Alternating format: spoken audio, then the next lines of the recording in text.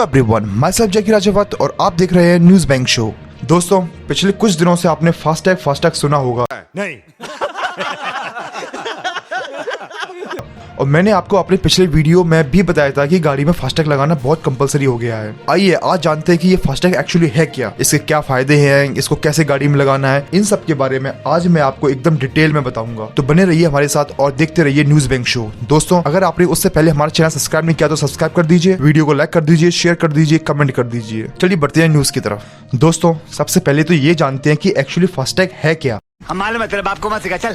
FASTag electronic toll collection तकनीक है। इसमें रेडियम फ्रीक्वेंसी आइडेंटिफिकेशन यानी RFID का इस्तेमाल होता है। इस टैग को हम अपने गाड़ी के विंड स्क्रीन पर लगाते हैं। जैसे ही गाड़ी आपकी टोल प्लाजा के पास आती है तो टोल प्लाजा पर लगा सेंसर आपके वाहन के विंड स्क्रीन पर लगे फास्टैग को ट्रैक कर लेता है। इसके बाद आपके फास्टैग अकाउंट से उस टोल प्लाजा पर लगने वाला शुल्क कट जाता है। इस तरह आप टोल प्लाजा पर रुके बगैर शुल्क का भुगतान कर पाते हैं। व्हीकल में लगा यह टैग आपके प्रीपेड खाते सक्रिय होते ही अपना काम शुरू कर देगा। वहीं जब आपके फास्टैग अकाउंट की राशि खत्म हो जाएगी तो आपको उसको फिर से रिचार्ज करवाना पड़ेगा। चलिए आपको फास्टैग की कुछ फोटोज दिखाते हैं। ये कुछ इस टाइप का दिखता है। गाइस, अब बात करते हैं कि फास्टैग लगवाने के फायदे क्या हैं। दोस्तों, फास्टैग लगवाने के एक नहीं बहुत सारे फायदे हैं। जैसे कि फास्टैग लगवाने से आप टोल प्लाजा जल्दी क्रॉस कर जाते हैं क्योंकि आपको पेमेंट के लिए रुकना नहीं पड़ता। दूसरा फायदा ये भी है कि जैसा कि आपको पता है कि आजकल कोरोना वायरस चल रहा है, इस फास्टैग के कारण नॉन टच पेमेंट होने से महामारी और संक्रमण के खतरे ना के बराबर होते हैं। तीसरा एडवांटेज ये है कि कैशलेस भुगतान होने से मिलने वाली तमाम सुविधाएं यहाँ भी मिल जाती हैं और डिजिटल इंडिया बनाने की दिशा में यह बड़ा कदम साबित हो सकता है। एक फायदा ये भी है कि ये कैशलेस पेमेंट होता है, इसलिए इसमें धांधली की गुंजाइश कम हो जाती है। अब आपके फास्टैग के जरिए ऑटोमेटिक पेमेंट होने के कारण आपको लाइन में लगना नहीं पड़ेगा। इससे आपके समय की खपत कम होगी और प्रदूषण भी कम होगा।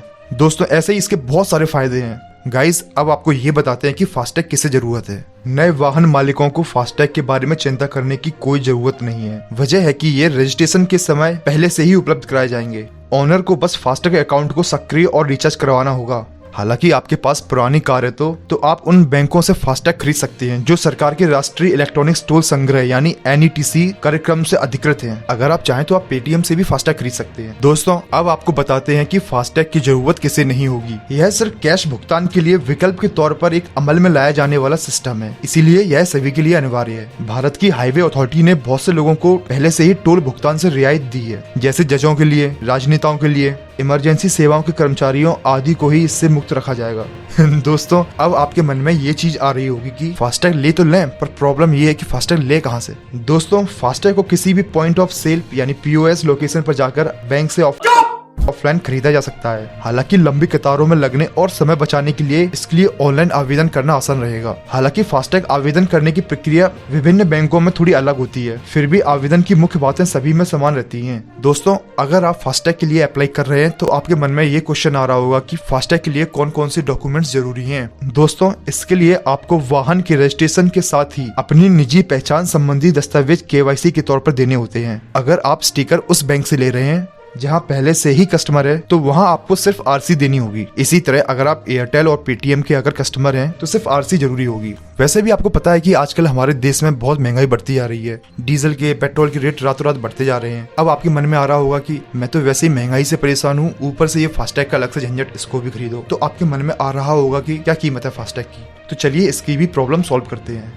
दोस्तों, कार, जीप, बस, ट्रक यानी वाहन के हिसाब से इसकी कीमत तय होती है। आप जिस बैंक या जगह से फास्टैग खरीदते हैं, सिक्योरिटी डिपॉजिट और फीस आदि को लेकर उसकी अपनी नीतियां होती हैं। फिर भी मिसाल के तौर पर अगर पेटीएम के जरिए आप अपनी निजी कार के लिए फास्टैग लेते हैं और 500 रुपए अदा करते हैं तो इसमें 250 रुपए सिक्योरिटी डिपॉजिट होता है, 100 रुपए जारी करने का शुल्क और 150 रुपए मिनिमम बैलेंस। किसी भी बैंक में यह 400 रुपए तक मिल सकता है। समझ रहे हो आप?